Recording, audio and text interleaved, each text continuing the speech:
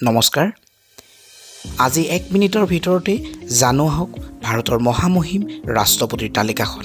প্ৰথম ডক্টৰ ৰাজেন্দ্ৰ প্ৰসাদ, দ্বিতীয় ডক্টৰ সৰ্বপল্লী ৰাধাকৃষ্ণন, তৃতীয় ডক্টৰ জাকিৰ হুছেইন, চতুৰ্থ ভি ভেংকটাগিৰি, পঞ্চম ফখৰুদ্দিন আলী আহমেদ, ষষ্ঠ নীলম সঞ্জীৱ ৰেড্ডি, সপ্তম জ্ঞানী জেইল সিং, অষ্টম আৰ ভেংকটৰমন, নৱম শংকৰ দয়াল শৰ্মা, দশম কে আৰ নাৰায়ণন, একাদশ APJ আব্দুল কালাম, দ্বাদশ প্ৰতিভা দেৱী সিং পাটিল, ত্ৰয়োদশ প্ৰণৱ মুখাৰ্জী, চতুৰ্দশ ৰামনাথ কোবিন্দ আৰু পঞ্চদশ ৰাষ্ট্ৰপতি হৈছে দ্ৰৌপদী মুৰ্মু।